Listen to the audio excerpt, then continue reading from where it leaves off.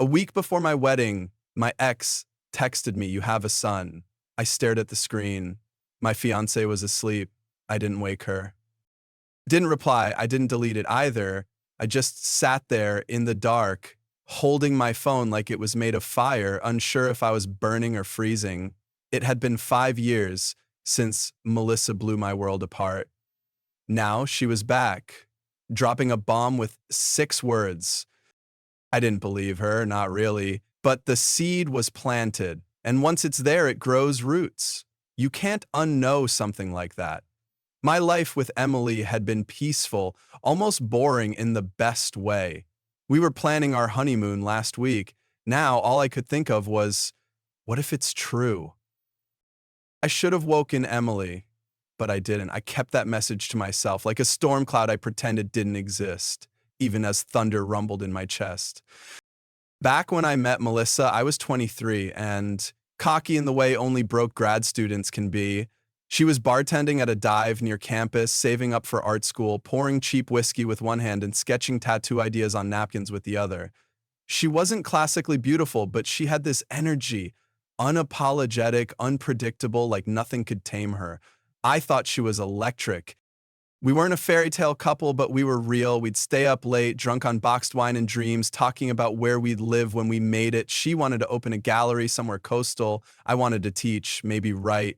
Sometimes we slept on a mattress on the floor using textbooks as nightstands. I thought that was romantic. Two broke kids chasing something together. When she lost her job, I didn't hesitate. I picked up extra shifts at the tutoring center and delivered food on weekends. She cried the night I came home with groceries and rent money I didn't really have. I told her we'd figure it out. We always did. That became our motto. Her father was diagnosed with cancer around that time. She was devastated. I pulled every string I could to get her a standby ticket to Oregon. I remember waiting at the gate until her plane took off, texting her dumb memes just to make her smile. When she came back 2 weeks later, she held me like I was the only solid ground she had left.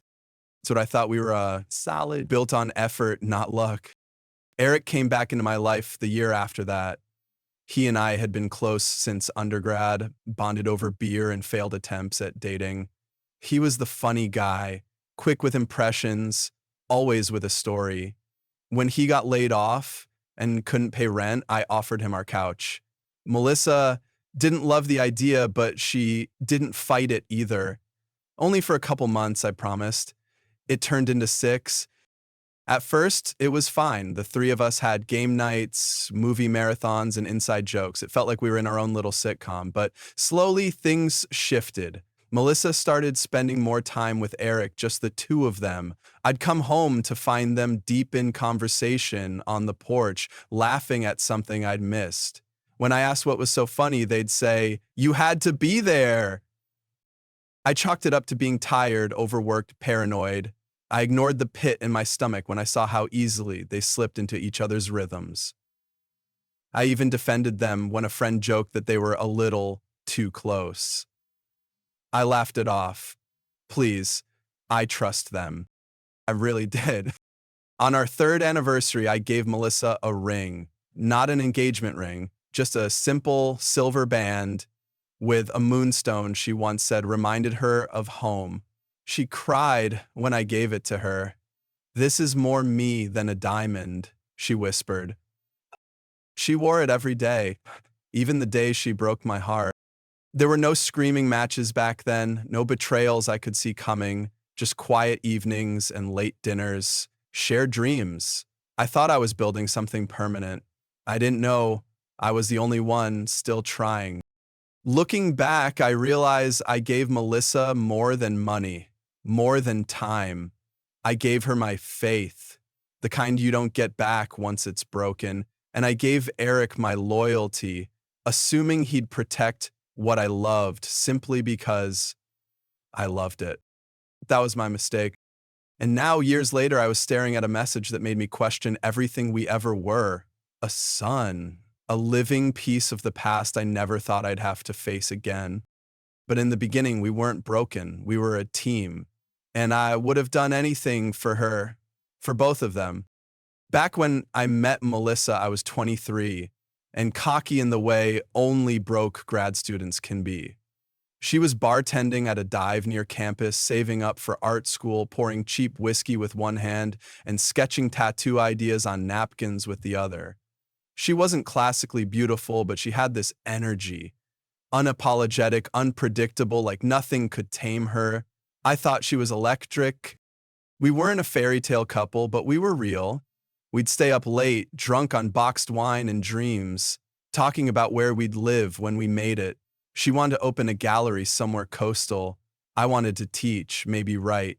Sometimes we slept on a mattress on the floor, using textbooks as nightstands. I thought that was romantic. Two broke kids chasing something together. When she lost her job, I didn't hesitate. I picked up extra shifts at the tutoring center and delivered food on weekends. She cried the night I came home with groceries and rent money I didn't really have. I told her we'd figure it out. We always did. That became our motto. She started painting again during those months. I built her an easel out of scraps from a hardware store.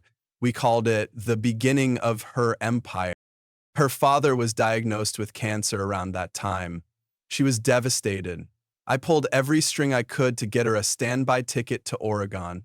I remember waiting at the gate until her plane took off, texting her dumb memes just to make her smile. When she came back 2 weeks later, she held me like I was the only solid ground she had left. I remember the way she cried into my hoodie that night and said, "You're the only man who's ever shown up." That's what I thought we were. Solid. Built on effort, not luck. I believe in us as people who believe in gravity, not because I had to, but because it just was. Eric came back into my life the year after that. He and I had been close since undergrad, bonded over beer and failed attempts at dating. He was the funny guy, quick with impressions, always with a story. When he got laid off and couldn't pay rent, I offered him our couch. Melissa didn't love the idea, but she didn't fight it either. Only for a couple months, I promised. It turned into 6. At first, it was fine. The three of us had game nights, movie marathons, and inside jokes. It felt like we were in our own little sitcom. But slowly, things shifted. Melissa started spending more time with Eric, just the two of them. I'd come home to find them deep in conversation on the porch, laughing at something I'd missed. When I asked what was so funny, they'd say, "You had to be there." There was one night I came home early and heard them laughing from outside the apartment. Through the window, I saw them dancing in the living room. Nothing romantic, just silly, but close. Too close. She never danced with me like that. Not when no music was playing. I chalked it up to being tired, overworked, paranoid. I ignored the pit in my stomach when I saw how easily they slipped into each other's rhythms. I even defended them when a friend joked that they were a little too close. I laughed it off. Please, I trust them. I really did. On our 3rd anniversary, I gave Melissa a ring, not an engagement ring, just a simple silver band with a moonstone she once said reminded her of home. She cried when I gave it to her. "This is more me than a diamond," she whispered. She wore it every day, even the days she broke my heart. There were no screaming matches back then, no betrayals I could see coming, just quiet evenings and late dinners, shared dreams. I thought I was building something permanent. I didn't know I was the only one still trying. Looking back, I realized I gave Melissa more than money, more than time. I gave her my faith, the kind you don't get back once it's broken. And I gave Eric my loyalty, assuming he'd protect what I loved, simply because I loved it. That was my mistake. And now, years later, I was staring at a message that made me question everything we ever were. A son, a living piece of the past I never thought I'd have to face again. But in the beginning, we weren't broken, we were a team. And I would have done anything for her, for both of them. At the time, I didn't have a word for it. The shift was subtle, like a faucet dripping so slowly you don't notice the puddle until your socks are soaked. It wasn't some dramatic explosion, it was erosion. Gradual, silent, and absolutely real. Melissa and I had routines. Sunday pancakes, late-night grocery runs, evening walks just to get out of the apartment. Then the routines changed. One by one, they disappeared. First, she stopped waiting for me to eat dinner. Then she started staying out later than usual, always with vague excuses. Just needed some air. Ran into a friend, lost track of time. Her smile changed too. It wasn't the soft, unguarded grin I used to know. It was tight, distracted, like she was smiling through a wall I couldn't see.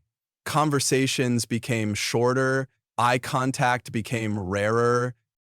I tried to blame it on stress. Her art career hadn't taken off. My work hours were long. I told myself maybe we were just tired, worn down by the grind. But then Eric started showing up more often. At first, it made sense. He was still sleeping on our couch a couple nights a week, trying to get back on his feet. But he started coming around when I wasn't home. Melissa said he needed help applying for jobs, said he was lonely, said I was being possessive. Then came the secrets. Melissa started locking her phone. She'd jump when it buzzed, glancing at it quickly before slipping it into her pocket. Once, I noticed her deleting a message right after reading it. When I asked, she got defensive and said I was paranoid. I tried to believe her. God, I wanted to believe her. There were other signs, too. She'd laugh at Eric's jokes in a way she didn't laugh with me anymore. That raw, unfiltered kind of laugh, the kind that comes from inside. Once, I walked in to find them sitting far too close on the couch, a movie paused on the screen, the kind of tension in the room you could cut with a knife. They jumped. Eric offered me a beer. Melissa asked if I wanted to join them, but her voice was off, tight, like she'd been caught mid-sentence. I started sleeping on the far edge of the bed. She didn't pull me close anymore. One night, I came home early, flowers in hand, hoping to surprise her. I heard low laughter from the balcony. I stood behind the curtain and listened. It wasn't what they said that hurt. It was how familiar they sounded, like I was the stranger. I stepped out, and they both turned too quickly. Melissa looked at me like I had interrupted something sacred. Eric mumbled something and disappeared inside. Melissa followed a moment later, saying she was tired. She didn't ask about the flowers. I left them on the kitchen table. The next morning, they were gone. I even convinced myself to talk to her directly. I asked her if something was wrong and if we were okay. She shrugged, said things felt off, but didn't explain. I told her I still loved her. She didn't say it back. I wish that had been the moment I woke up, but instead I tried harder. I made breakfast in bed. I planned a weekend getaway she didn't want. I bought her brushes for her art and found old vinyl records she liked. Nothing changed. And then one night it happened. I came home to find the door locked from the inside. We never used the chain. I knocked for a while and called her phone. When she finally opened it, her hair was a mess, her shirt inside out. Eric was in the kitchen acting casual. We were just watching a movie, Melissa said, not meeting my eyes. I said nothing. I walked to our room, shut the door, and sat on the edge of the bed. My hands were shaking. I didn't cry, I didn't scream, but something inside me folded in half. That night, I slept on the couch. Melissa didn't ask why.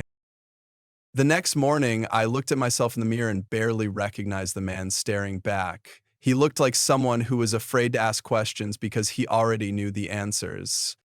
That's who I had become, a ghost in my own home. The night it all collapsed wasn't stormy or dramatic. It was quiet, almost insultingly so. I was wrapping up work from home, headphones on, tapping away at my laptop. It was nearly midnight. Melissa had said she was heading out to get drinks with an old coworker. Just a quick catch up. I didn't think much of it. Maybe I didn't want to. Then my phone buzzed. A message from Kyle, an old college friend who'd faded into the background of my life. It said, "I wasn't sure if I should show you this, but you need to know." Attached is a screenshot. It was a text conversation, Melissa's name at the top. She was venting to someone, saying she was torn, that she loved two people, but had made her choice. She said she felt guilty hiding things from me. Then came the line I'll never forget. "I didn't mean to fall for Eric, it just happened." My lungs collapsed. Literally, I gasped and had to steady myself against the desk. I read it 5 times, then once more just to be sure I wasn't hallucinating. My ears rang, my vision narrowed. I texted Kyle how long. He replied almost instantly. Months. I thought maybe it was a fling, but sorry, man. I don't remember grabbing my coat. I barely remember driving. What I do remember with absolute clarity is the feeling of the keys in my hand as I stood outside our apartment. I hesitated, then I unlocked the door.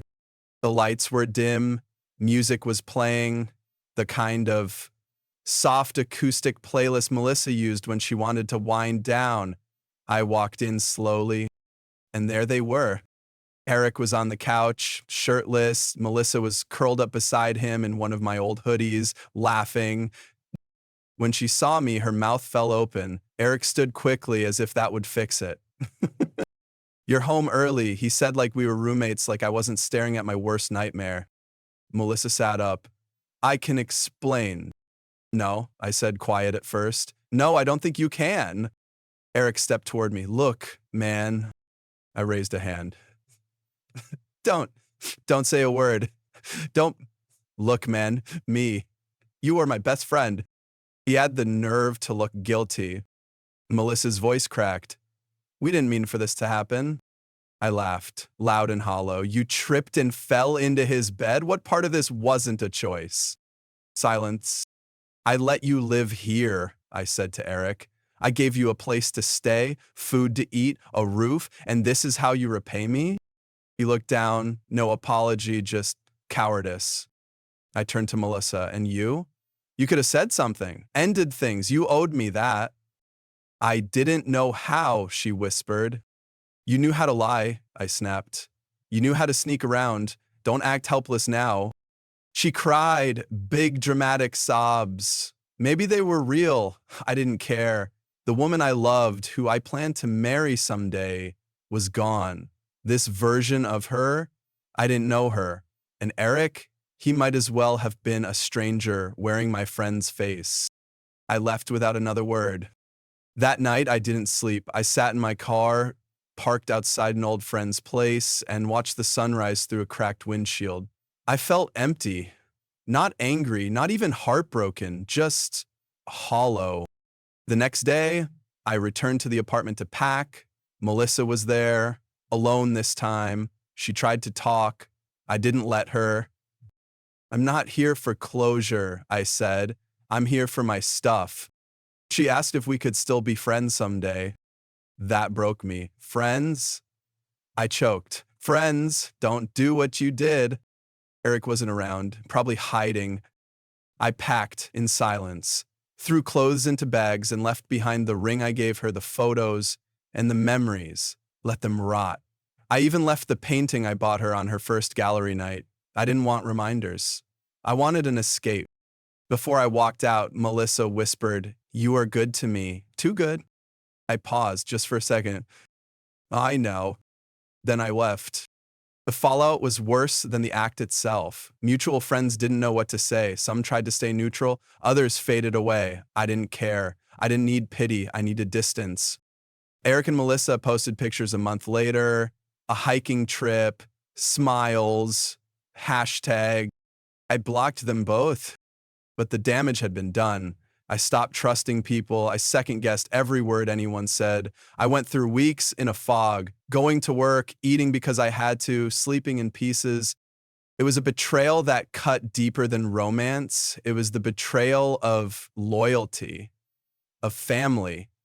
I didn't just lose a partner, I lost a brother. But in the quiet that followed, something else happened. I survived. In the weeks that followed, I avoided every place that reminded me of them. The coffee shop down the street, the park where we walked our imaginary dog, and the art supply store where I bought her brushes. My playlist changed. My sleep schedule collapsed. But pain has a way of making space for truth. I began journaling. At first, it was just to vent. Then, it turned into reflection. I reread old messages, looked through photos. Each one was like holding a shard of glass. I wasn't trying to wallow. I was trying to make sense of it all. I needed to understand how love could curdle into betrayal so quietly.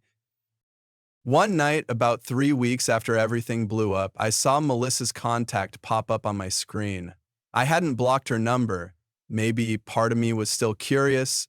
Maybe I wanted to see if she'd say something different, something true. She sent a single line, "I miss who we were." I didn't respond because who we were had died the moment she looked me in the eye and lied, the moment Eric took what wasn't his without a blink of guilt. They didn't just destroy a relationship, they assassinated a future. And yet, I didn't hate them. I didn't have the energy to hate. Hate requires focus, obsession, and attention. What I felt was colder, disinterest. I no longer cared who they became, whether they made it or broke apart. My healing didn't need their suffering. It needed my own acceptance. And that's where I started to rebuild. Rock bottom didn't come all at once. It chipped away at me, day by day, moment by moment. After the betrayal, I moved into a tiny sublet, barely big enough for a bed and a folding table. I didn't decorate, didn't unpack fully. It felt temporary, like my whole life had become a layover between heartbreak and whatever came next. Work became my only routine. I clocked in, did what I had to, and left. I didn't talk much. I didn't hang out with coworkers after hours. I wasn't rude. I was just invisible. And I wanted it that way. Food lost its taste, music lost its soul. Even the movies I used to love felt fake and hollow. Everything reminded me of her, of him, of us. I couldn't sleep through the night. Every time I closed my eyes, I'd see him. Her laugh echoed in my skull, his voice saying my name like it still meant something. I started sleeping with the TV on just to drown it out. I told myself I was okay, that I was just going through a phase, that it would pass. But days turned into weeks, and the weight in my chest didn't lift, it grew. One night I found myself sitting on the bathroom floor.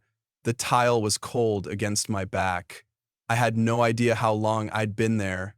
I wasn't crying, I wasn't angry, I was numb. Like every emotion had drained out and left nothing behind but static. That's when I knew I needed help. I called a therapist the next morning. It felt weird, unnatural even, like admitting defeat, but something inside me knew that if I didn't talk to someone, I was going to lose myself. The first session was awkward. I didn't know where to start. I told her I'd been cheated on by both my girlfriend and my best friend. She nodded like she'd heard it before. That stung. My pain didn't feel special anymore. It felt cliché.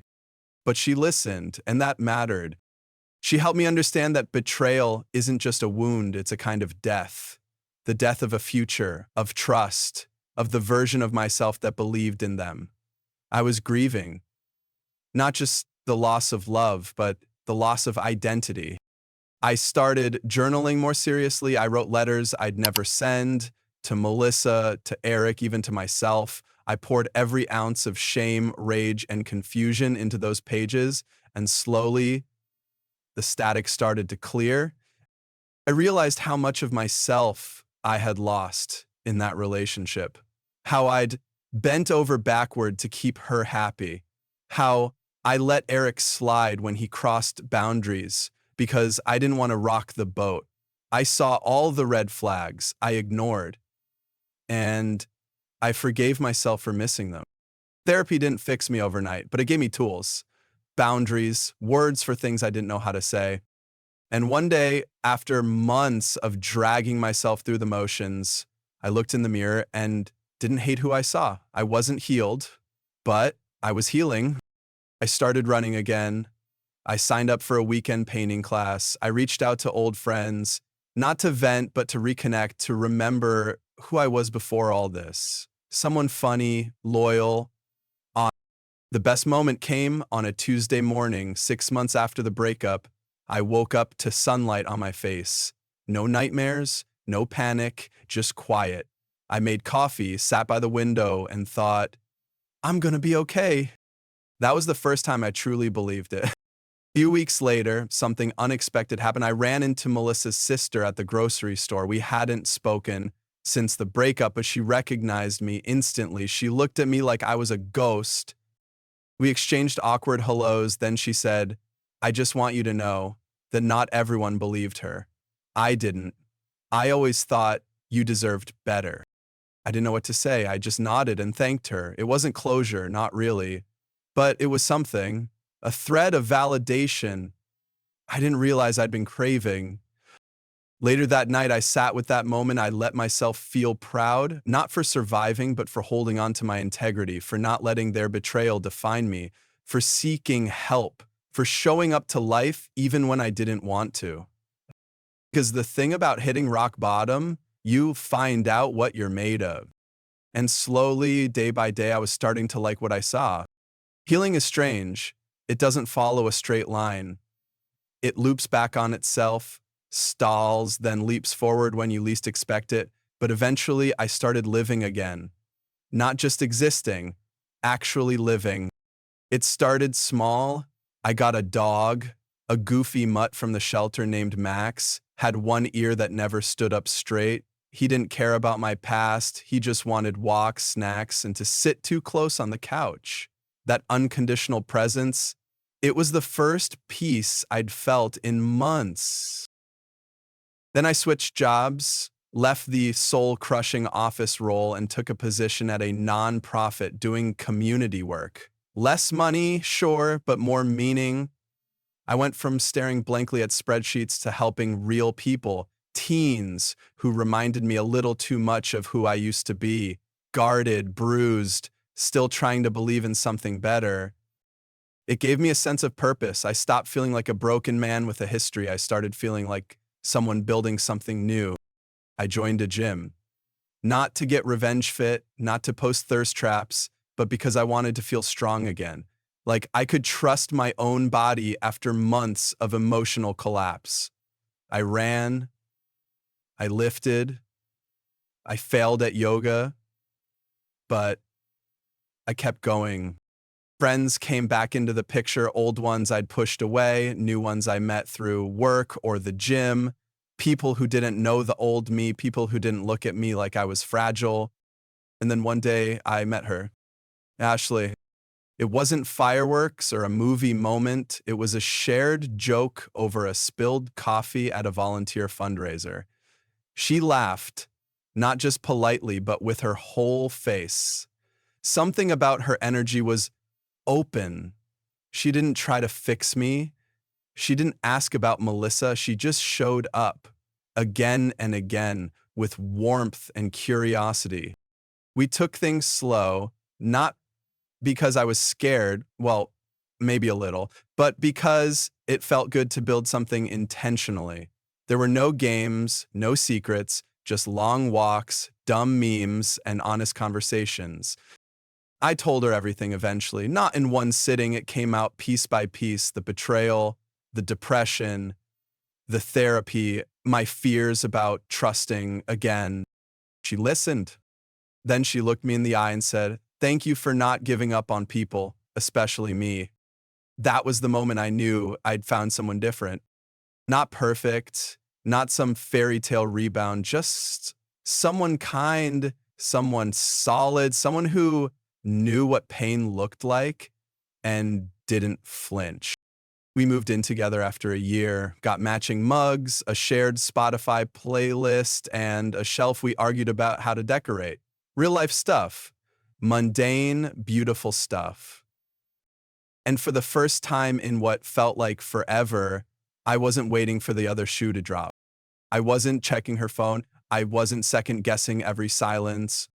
I was just there, present, safe. Love, it turns out, doesn't have to be dramatic to be real. Sometimes it's just being chosen every day, quietly, consistently.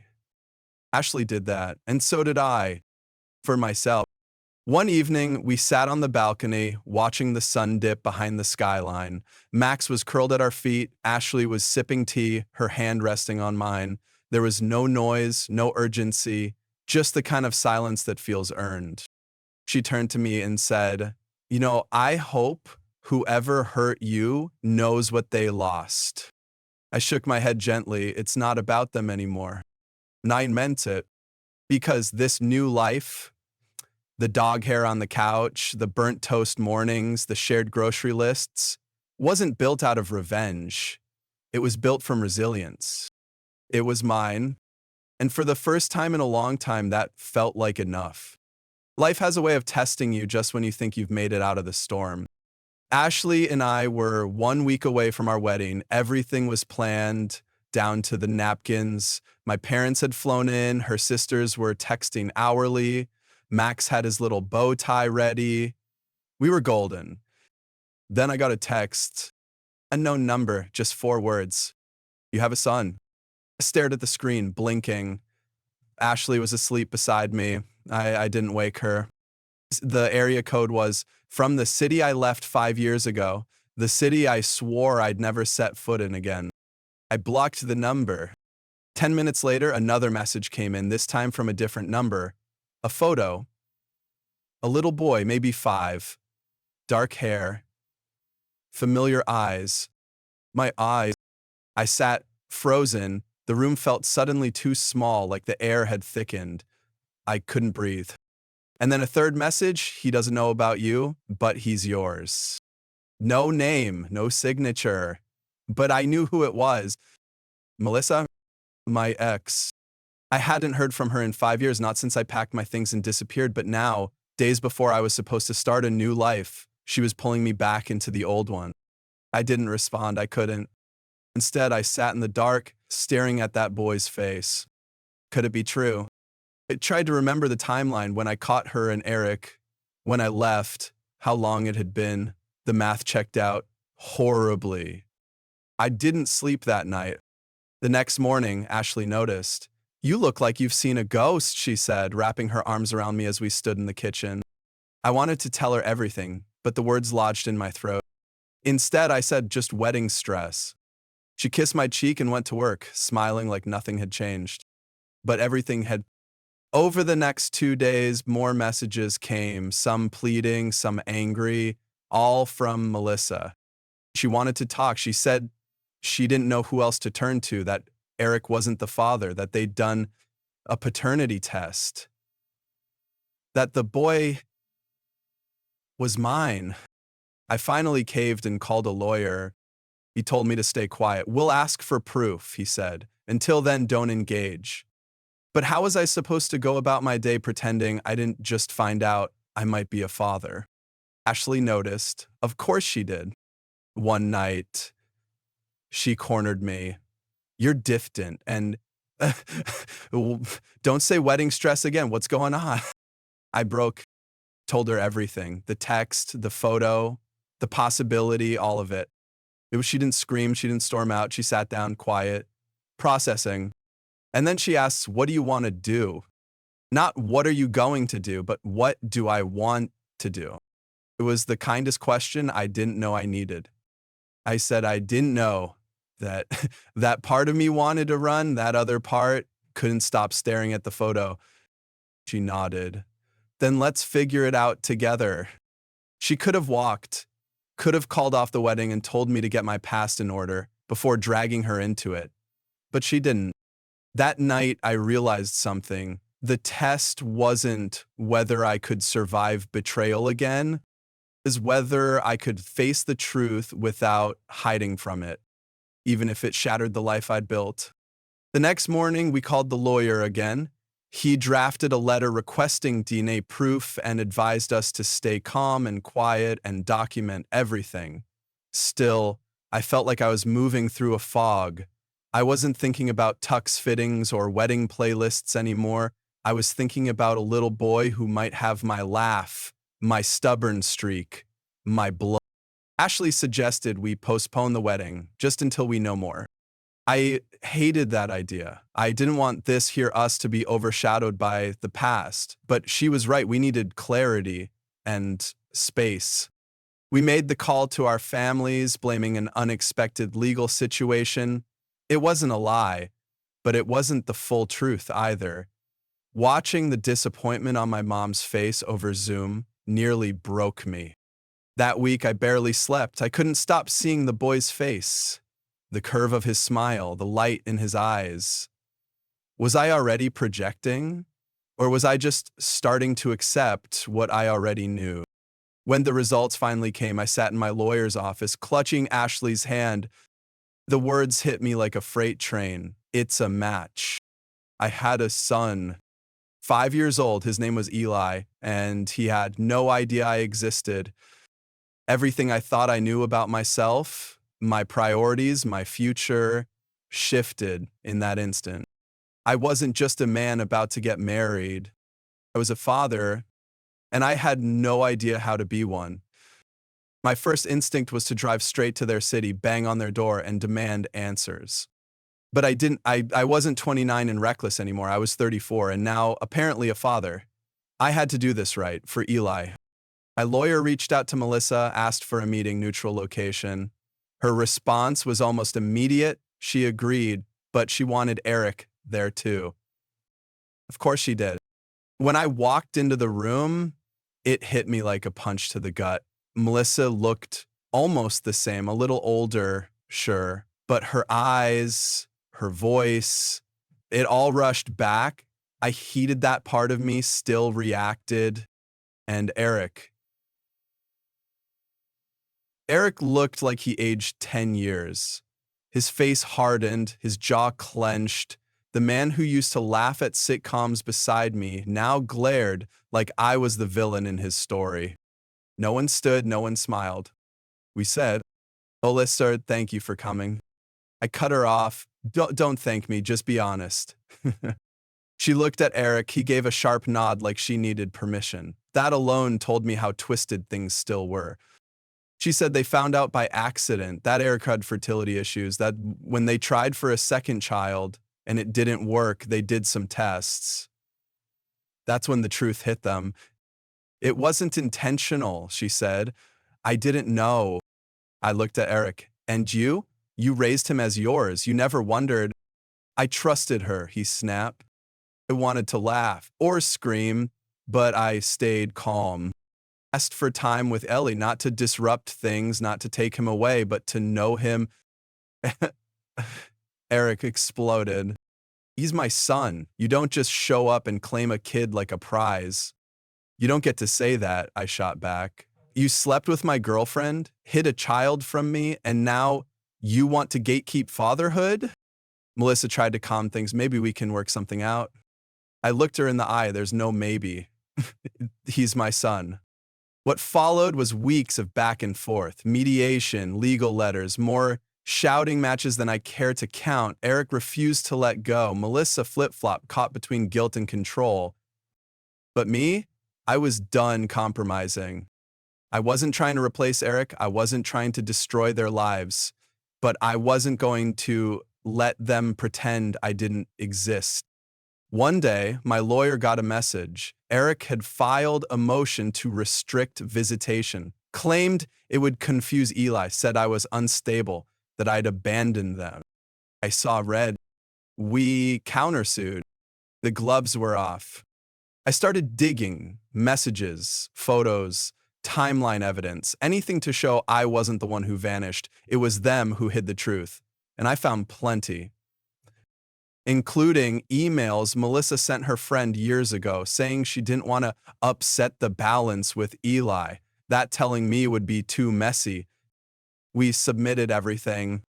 The court was brutal. Watching Eric's speak about my son like he was a trophy, hearing Melissa downplay everything, it made my skin crawl. But when I got my turn, I looked the judge in the eye and told the truth. That I didn't know, that I deserved to, that I wasn't perfect, but I wanted to be in my son's life, not out of revenge, not out of ego, out of love. And when I showed the judge that first photo, the one Melissa had sent me, something shifted. He saw it too, the resemblance, the truth. 2 weeks later, the ruling came. Joint visitation, mandatory co-parenting counseling, full recognition as Eli's biological father. It wasn't full custody, it wasn't everything, but it was a start. I spent those 2 weeks waiting for the ruling, in a haze of anxiety and dread. Every phone call made my chest tighten. Every email notification made me flinch. Ashley tried to keep my spirits up, but I knew the weight of it all was pressing down on her too. She didn't sign up for this kind of war, especially not days before our postponed wedding. And yet, she stood by me. Every late night breakdown, every lawyer calls, every piece of paperwork. I think the worst part wasn't the legal battle. It was the idea that Eli might grow up thinking I didn't care, that I walked away, that he wouldn't know I fought like hell to be his dad. There were moments when I doubted everything, moments when I stared at my reflection and wondered if I was doing the right thing. Eric wasn't wrong about one thing. He had been there. He'd raised Ely. He had stories and memories I'd never get back. But none of that changed the fact that I was his father too. I started keeping a journal for Eli, not just in case I lost the case, but because I needed him to hear my voice someday. The truth in my words. I wrote about how I found out, what I felt, how scared I was, how much I already loved him without knowing him, and how much I hated the idea of being a stranger to him. After the ruling came down, Melissa sent me a short message. I didn't expect you to go this far. I thought you'd just let it go. Let it go? She still didn't get it. I wasn't doing this to win. I wasn't here to punish anyone. I was here to be a father, even if it cost me everything else. It's been 6 months since the ruling. Eli and I meet every other Saturday, usually a park, sometimes the zoo. Melissa is always nearby, at first watching like a hawk, now more like a reluctant bystander. Eric never comes. At first, Eli didn't know who I really was. Melissa told him I was an old friend. I didn't push. I just showed up. Every time, we built Lego towers, raced sticks and fountains, ate too many pretzels, and slowly something shifted. He started asking questions. Not big ones, little ones, like, why do you look like me? Or how come you always remember my favorite juice? Melissa started to see it too, that there was something real happening between us, that this wasn't some performance or vendetta. One day, she pulled me aside. Her voice was quiet. He asked me if you were his dad. I breathed. She looked tired, not cruel, just tired. I told him yes. I nodded, tears pricking behind my eyes. Thank you. She gave a faint smile. He deserves to know. I didn't do it for you. I know. That night, I told Ashley everything. How Eli hugged me longer. How he started calling me dad like it was a question he was answering himself. Ashley didn't say anything for a long time. Then she said, when you're ready, we should rebook the wedding. I looked at her, this woman who held me through courtrooms and custody battles, who watched me turn into a father in real time. I'm ready. We married in October, small ceremony, my sister, a few close friends, and Eli. He wore a tiny suit and handed us the rings. When the vows were done, he hugged me and said, I like this family. So did I. Life isn't tied up in a neat bow. Eric still won't speak to me. Melissa and I co-parent, but we'll never be friends. That's okay. Don't need everyone to forgive me, or each other. I just need my son to know I never gave up. And every time he calls me dad, I know he knows. That's enough. That's everything. I still keep the journal. Not for the court anymore, not to prove anything, just for me and for him someday. Some entries are short, just a line or two about our day. Others are longer, reflections. What I wish someone had told me about being a dad, what I'm still learning. Like how to be patient when Eli throws a tantrum, or how to let go of the guilt of missing his first steps, his first words. That one's the hardest. Ashley started a scrapbook, pictures of our blended little family. She puts in everything, Eli's drawings, photos from our zoo trips, notes he leaves us when he sleeps over. Sometimes I flip through it when he's not around. One photo always gets me. It's from a few weeks ago. Eli and I are at the beach. He's holding my hand, laughing so hard his whole body is tilted back. And I'm looking down at him like I'm seeing the sun for the first time, as I was. That day, he called me dad in front of Melissa for the first time. She didn't say anything, just watched us for a while, then walked away. Later that night, she sent me a text. "You're good with him. I'm glad he has you." I stared at the screen for a long time. I didn't reply. Some things don't need an answer. I know this story didn't start pretty. There was betrayal, silence, years lost, but it didn't end in bitterness, not completely. Because now, when I hear Eli laugh, when I tuck him in on the weekends, when he runs to me like I'm his whole world, I know I made the right choice. I didn't get revenge. I got something better. I got my son, and that makes everything worth it.